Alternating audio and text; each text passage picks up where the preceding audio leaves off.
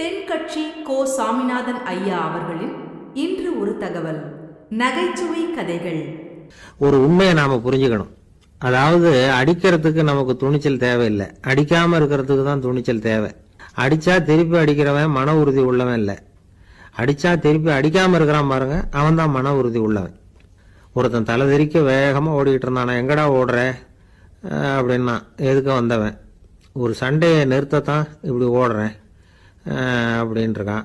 யாருக்கும் சண்டை, எனக்கும் இன்னொரு ஆளுக்கும் சண்டை அப்படின்னு நானா அவன். அந்த வழியா போறவங்க வர்றவங்க எல்லாம் அந்த இடத்துல நின்று அது என்ன மண்டபம் அப்படின்னு விசாரிக்க ஆரம்பிச்சாங்க. அந்த அப்பாவும் பிள்ளையும் தான் வர்றவங்களுக்கு எல்லாம் விவரம் சொல்லிட்டு இருக்கிறாங்க. அதாவது இந்த இடத்துல ஒரு பெரிய மகான் சமாதி ஆயிருக்கார், அவர் சமாதியான இடத்துல இந்த நினைவு மண்டபத்தை கட்டி இருக்கிறோம் அப்படின்னாங்க. ஊரு பூரா இந்த செய்தி பரவிச்சு. நிறைய பேர் அந்த இடத்தை தேடி வர ஆரம்பிச்சாங்க. இங்க வந்து கொஞ்ச நேரம் உட்காந்துட்டு போனா மனசுக்கு ஒரு நிம்மதி கிடைக்குது அப்படின்னாங்க. அங்க இருந்த உண்டியல்ல நிறைய காசு போட்டுட்டு போறாங்க. பணம் கிடுகிடுன்னு நிறைய சேர ஆரம்பிச்சுட்டுது. பணம் நிறைய சேர்ந்த உடனே அந்த அப்பாவுக்கும் பிள்ளைக்கும் தகராறு வந்துட்டுது. பணம் சேர்ந்தாலே சொத்து தகராறு வரத்தானே செய்யும், அது மாதிரி வந்துட்டுது. பையன் அடிக்கடி நிறைய பணம் கேட்க ஆரம்பிச்சான். அப்பா பார்த்தார், யோசனை பண்ணார், ஒரு முடிவுக்கு வந்தார். ஒரு நாள் பையனை கூப்பிட்டார், இத பாருப்பா, நமக்குள்ள தகராறு வேணாம், அப்பாவும் பிள்ளையும் இப்படி சண்டை போட்டுக்கிட்டா பாக்குறவங்க தப்பா நினைப்பாங்க, அதனால நமக்குள்ள சமரசமா இதை தீர்த்துக்குவோம், என்ன சொல்ற அப்படின்னாரு அப்பா. சரி நான் பையன். உடனே அந்த அப்பா என்ன பண்ணாரு தெரியுமா, மகன் கிட்ட கொஞ்சம் பணத்தை கொடுத்தார், தன்கிட்ட இருந்த ஒரு கழுதையையும் கொடுத்தார். இதை வச்சு நீ பொழைச்சிக்கோ அப்படின்னு சொல்லி அனுப்பி வச்சுட்டார். மகன் அந்த கழுதையை எடுத்துக்கிட்டு அடுத்த ஊருக்கு போனான். வழியிலேயே அந்த கழுதை செத்து போச்சு. உடனே என்ன பண்ணலாம்னு யோசனை பண்ணான். ஒரு ஐடியா வந்தது. அந்த கழுதைய ஒரு சாலை ஓரமா புதைச்சான். கையில இருந்த பணத்தை வச்சு அந்த இடத்துல ஒரு கல் மண்டபம் கட்டினான். அந்த வழியா 2 பேர் வந்தாங்க. இது என்ன மண்டபம்னு விசாரிச்சாங்க. இந்த இடத்துல ஒரு பெரிய மகான் சமாதி ஆயிருக்கிறார் அப்படின்னா. இந்த செய்தி ஊர் பூரா பரவ ஆரம்பிச்சுட்டுது. நிறைய பேர் வந்து போக ஆரம்பிச்சாங்க. இங்க வந்தா மனசுக்கு ஒரு பெரிய நிம்மதி கிடைக்குது அப்படின்னு வேற சொல்ல ஆரம்பிச்சாங்க. வர வர கூட்டம் அதிகமா வர ஆரம்பிச்சுட்டுது. உண்டியல்ல பணம் நிறைய சேர்ந்துட்டுது. நகையெல்லாம் கூட கழட்டி காணிக்கையா போட ஆரம்பிச்சுட்டாங்க. அப்பாவை விட மகன் பெரிய ஆளாயிட்டான். இதை கேள்விப்பட்டார் அப்பா. பையனை பார்த்துட்டு வரலாம்னு ஒரு நாள் புறப்பட்டு வந்தார். பையன் ஓஹோன்னு இருக்கிறான். பங்களா, காரு எல்லாம் வந்துட்டுது. எப்படிடா இந்த அளவுக்கு ஆனே அப்படின்னு விசாரிச்சார். அப்பா, எல்லாம் உங்க ஆசீர்வாதம் தான், நீங்க கொடுத்த மூலதனத்தை வச்சுதான் இவ்வளவும் சம்பாதிச்சேன் அப்படின்னு நான் பையன். அது எப்படிறான்னு விசாரிச்சார். அப்பா, நீங்க ஒரு கழுதை குட்டியும் கொஞ்சம் பணமும் என்கிட்ட கொடுத்து அனுப்பி வச்சுங்க, அதை எடுத்துக்கிட்டு வந்தேன். வர்ற வழியில அந்த கழுதை செத்து போச்சு. உடனே யோசனை பண்ணேன், அந்த கழுதையை இந்த இடத்துல புதைச்சேன். கையில இருந்த பணத்தை வச்சு மண்டபம் கட்டினேன். மகான் ஒருத்தர் சமாதி ஆயிருக்கார் அப்படின்னு வதந்தியை கிளப்பி விட்டேன். ஜனங்கள்லாம் ஏமாந்து போய் காசை கொண்டாந்து போட ஆரம்பிச்சுட்டாங்க. நான் பொழைச்சிக்கிட்டு இருக்கிறேன் அப்படின்னா. இப்பதான்டா நீ என் புள்ள அப்படின்னு சொல்லி சந்தோஷப்பட்டாராம் அந்த அப்பா. ஏன் அப்படி சொல்றீங்கன்னு கேட்டிருக்கான் பையன். கழுத குட்டியை புதைச்சி மண்டபம் கட்டி இருக்கிற நீ, ஏற்கனவே நம்ம ஊர்ல நாம கட்டி இருக்கிறோமே மண்டபம், அது இந்த கழுதையோட அம்மாவை புதைச்ச இடம். மகான் சமாதி ஆயிருக்காருன்னு நானும் சும்மா கப்சா தான் விட்டுக்கிட்டு இருக்கேன் அப்படின்னாராம் அப்பா. முட்டாள் ஜனங்களை நினைச்சு அந்த 2 பேரும் சத்தம் போட்டு சிரிச்சாங்களாம். நாட்டுல நல்லவங்க ஒருத்தர் 2 பேர் இருக்கிறதுனால தாங்க மழையே பெய்யுது அப்படின்னு சொல்றது உண்டு. நல்லார் ஒருவர் உளரேல் அவர் பொருட்டு எல்லாருக்கும் பெய்யும் மழை. சில சமயம் ரொம்ப பேர் திடீர்னு நல்லவங்களா ஆயிடுவாங்க போல இருக்கு. அதனால தான் விடாம பேய் மழையா கொட்டி தீர்த்துடுது. எல்லாரும் நல்லவங்களாயிட்டா உலகமே தாங்காது போல இருக்க. அப்பப்போ ஒருத்தர் 2 பேர் நல்லவங்களாகணும், அப்போதான் சீரா மழை பெய்யும். மாசத்துக்கு 3 பேர் நல்லவங்களானா மாதம் மும்மாரி பொழியும். இதெல்லாம் வேடிக்கை பேச்சு. இப்போ இதெல்லாம் ஒரு பக்கம் இருக்கட்டும். இப்போ விஷயத்துக்கு வரும். ஒரு கும்பல்ல நல்லவன் யாரு அப்படிங்கிறத எப்படி கண்டுபிடிக்கிறது? இதுக்கு ஒரு வேடிக்கை கதை உண்டு. என்னுடைய நண்பர் ஒருத்தருக்கு அவங்க பாட்டியம்மா சொன்ன கதையா அது. அது என்ன கதைன்னா, ஒரு ஊர்ல ஒரு சமயம் பலமான மழை பெய்ய ஆரம்பிச்சுட்டு தான். இடி மின்னல் ரொம்ப கடுமையா இருந்திருக்குது. ஆரம்பிச்ச மழை வர வர கடுமையா ஆகிட்டு இருக்குதே தவிர நிக்கிற பாடா தெரியல. ஊர் ஜனங்கள்லாம் பார்த்தாங்க. இதுக்கு மேலேயும் வீட்டு உள்ள இருந்தா ஆபத்துங்கிறத புரிஞ்சுக்கிட்டாங்க. ஏன்னா வீடெல்லாம் இடிஞ்சு விழுந்துருமோங்கிற பயம். உடனே எல்லாரும் புறப்பட்டு ஊருக்கு பொதுவா இருந்த ஒரு மண்டபத்துல போய் தங்கிக்கிட்டாங்க. மின்னல் கடுமையா இருந்தது. இடி எந்த நேரத்திலையும் விழலாம்ங்கிற நிலைமை. எப்போ விழலாம்னு பார்த்துக்கிட்டு இருக்குது. அந்த மண்டபத்தில் இருந்த ஜனங்கள் மனசுக்குள்ள ஒரு பயம். நம்ம கூட்டத்தில் யாராவது ஒரு கெட்டவன் பாவம் பண்ணவன் இருந்தா கூட இடி வந்து இந்த மண்டபத்தில் விழுந்துரும், அது எல்லாருக்கும் ஆபத்து அப்படின்னு நினைச்சாங்க. சரி, இதுக்கு என்ன பண்ணலாம் அப்படின்னு யோசனை பண்ணாங்க. அந்த கூட்டத்தில் ஒரு பெரியவர் இருந்தார். அவர் ஒரு யோசனை சொன்னார். இதோ பாருங்க, அதுக்கு ஒரு வழி இருக்கு.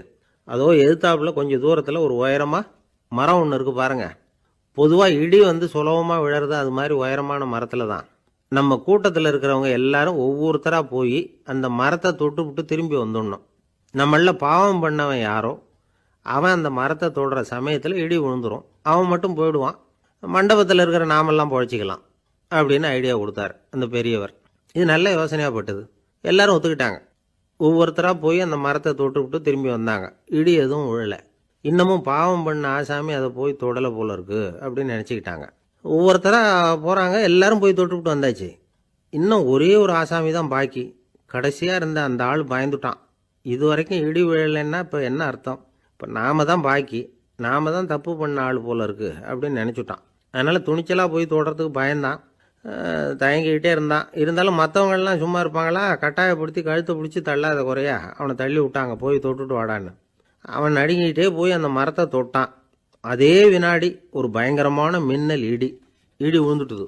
எங்கே விழுந்தது தெரியுமா? அந்த ஆள் மேலே இல்லை, மண்டபத்தில் விழுந்தது. மண்டபத்தில் இருந்தவங்க பூரா காலி.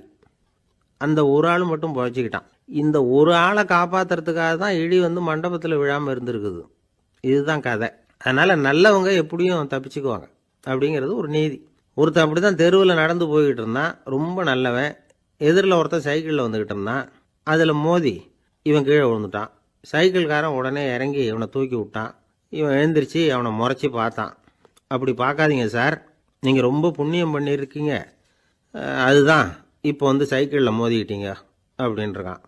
என்ன அப்படி சொல்கிறேன் நான்? இவன் 10 நிமிஷத்துக்கு முன்னாடி நான் லாரி ஓட்டிகிட்டு வந்தேன், அப்போ நீங்கள் எதிரில் வந்திருந்தீங்கன்னா என்ன ஆயிருக்கும் அப்படின்னானா அவன். ஒரு நண்பர், அவர்கிட்ட பேசிக்கிட்டு இருந்தேன். மனித உறவுகள் பற்றி அவர் சொல்லிகிட்டு இருந்தார். அமெரிக்காவில் தந்தை மகன் உறவு எப்படி இருக்குது அப்படிங்கிறத விளக்கிறதுக்கு அவர் ஒரு கதையை சொன்னார்.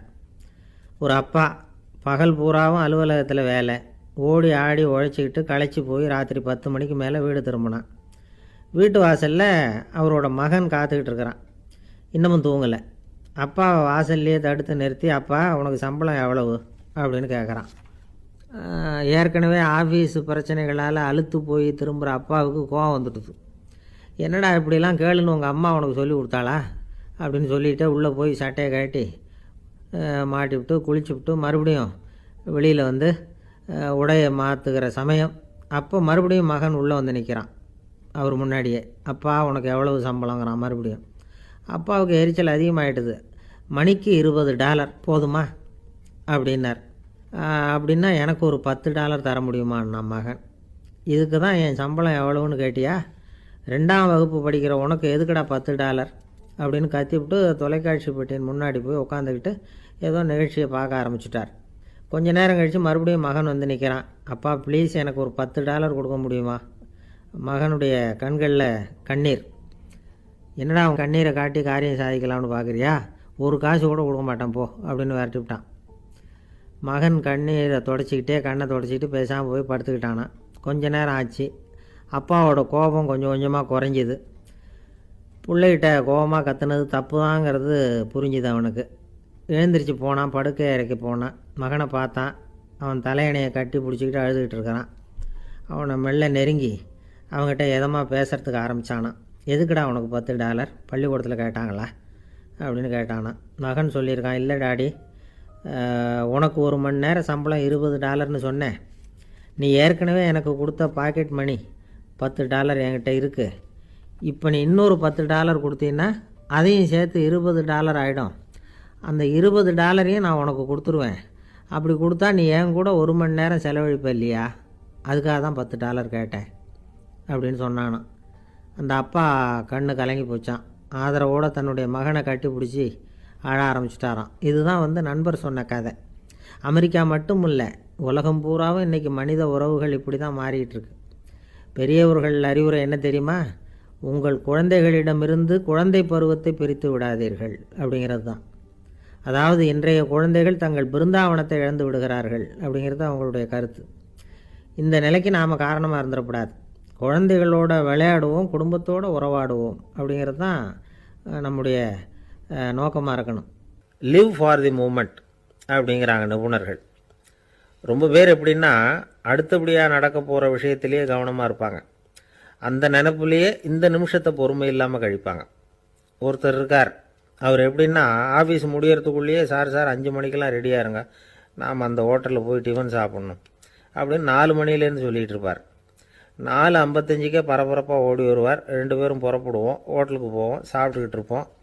அப்படி சாப்பிட்டுட்டு இருக்கிறப்ப, சார் சாப்பிட்டு முடித்ததும் நேராக ஒரு ஜவுளி கடைக்கு போகிறோம் அப்படிம்பார். பரபரக்க சாப்பிட்டு முடிப்பார், புறப்படுவார். ஜவுளி கடையில் அவசரமாக சீக்கிரம் பில் போடுங்க சார், சினிமாவுக்கு நேரம் ஆகிடும்பார். சினிமா தியேட்டரில் உட்காந்து அடுத்தபடியாக எங்கே டின்னர் சாப்பிட்றதுன்னு யோசனை பண்ணிகிட்டு இருப்பார். ராத்திரி படுக்கையில் விழுந்ததுக்கு அப்புறமும் நாளைக்கு காலையில் எழுந்திரிச்சதும் அதை பண்ணணும் இதை பண்ணணும்னு திட்டம் போட்டுக்கிட்டே இருப்பார். அதாவது எப்போவும் அடுத்த நிமிஷம், அடுத்த நாள், அடுத்த வாரம், அடுத்த வருஷம், இதுதான் அவங்க சிந்தனை. இந்த நிமிஷம் என்ஜாய்மெண்ட்டை அவங்க இழந்துடுறாங்களாம். அதனால தான் வாழ்நாள் பூரா பொறுமையின்மை, அவஸ்தை, அல்லல். அதனால் நாம் எல்லாரும் வாழ்க்கையில் நிதானமாக இருக்கிறதுக்கு கற்றுக்கணுமா. அதுக்காக இந்த நிதானத்துக்கு வேறு விதமான அர்த்தம் பண்ணிக்கக்கூடாது.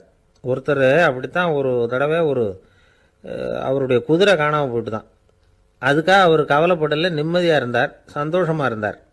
என்ன சார் இது, உங்கள் குதிரை திருட்டு போயிட்டுதுங்கிறீங்க, நீங்கள் கவலைப்படாமல் இருக்கிறீங்களே அப்படின்னு கேட்டாங்களாம். அதுக்கு அவர் சொல்லியிருக்கார், நல்ல வேலை சார், கட்டியிருந்த குதிரை காணாமல் போயிருக்குது. நான் அது மேலே உட்காந்துருக்கிற சமயம் அது காணாமல் போயிருந்ததுன்னா, திருட்டு போயிருந்ததுன்னா நானும் சேர்ந்தில் காணாமல் போயிருப்பேன் அப்படின்னாராம். எவ்வளவு நிதானமான ஆள் பாருங்க.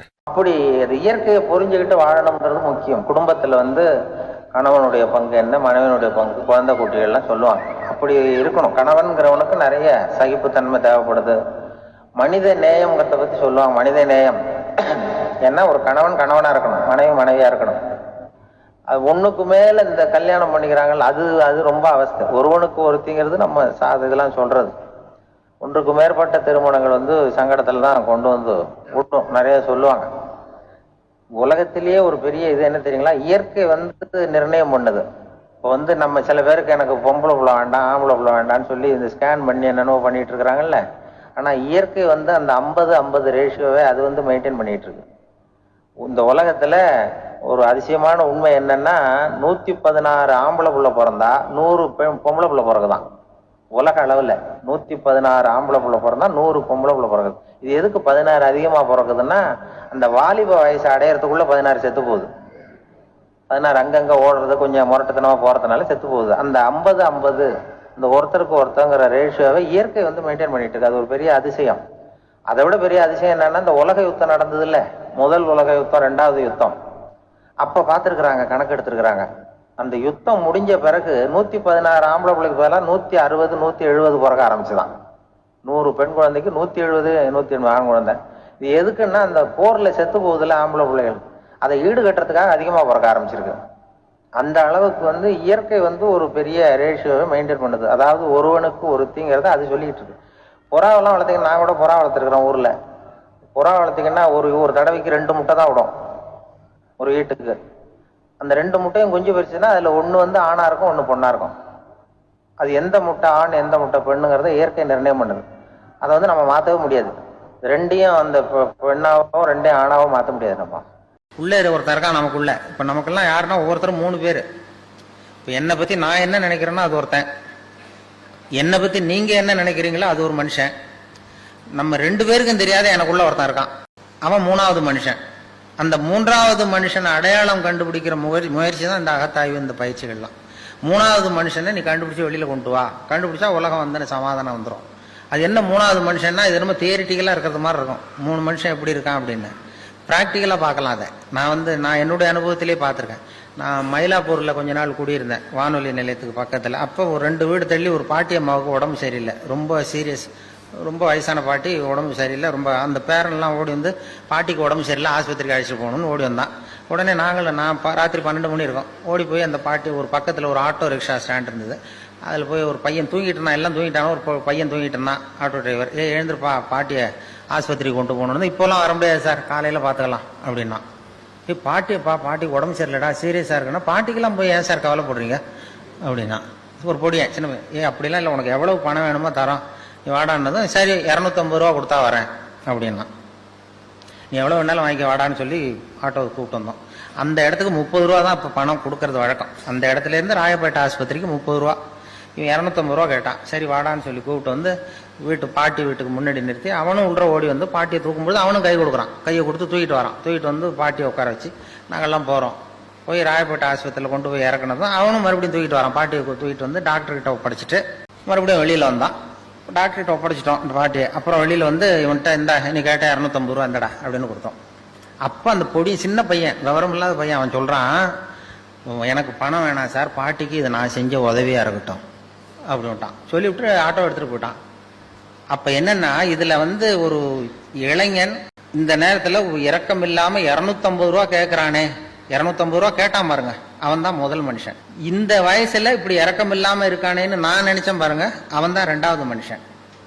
அந்த உண்மையான 3வது மனிதன் ராயப்பேட்டை ஆஸ்பத்திரியில தான் வெளில வந்தான். அந்த அடையாளம், அவன் எந்த அகத்தாயும் பண்ணாதவன். இப்ப அமர்நாத் கோயிலுக்கு இந்து பக்தர்கள்லாம் போயிட்டு இருக்கிறப்ப செத்து விழுந்தாங்க ஒரு 5-6 வருஷத்துக்கு முன்னாடி பேப்பர்ல. அதாவது குளிர் தாங்காம செத்து போய் விழுந்துட்டு இருந்தாங்க அமர்நாத்துக்கு, அந்த குளிர் இதுக்கு. அப்போ வழியில் இருக்கிறவங்க எல்லாம் வீடுகள்லாம் திறந்து வச்சு இந்த சாவறதுக்கு போராடிக்கிட்டு இருக்கிற இந்து பக்தர்களை எல்லாம் கூப்பிட்டுக்கிட்டு வந்து அதுக்கு போர்வை போத்தி கம்பளி போத்தி ஆகாரம் கொடுத்து அவங்கள பிழைக்க வச்சு திருப்பி அனுப்புனாங்க. அப்படி திருப்பி அனுப்புனவங்கலாம் அங்க இருக்கிற முஸ்லீம்கள். அதுதான் அந்த 3வது மனுஷன், அவன் தான் 3வது மனுஷங்கிறது. அப்போ போய் அந்த மதம் இது அவன் பார்க்கல.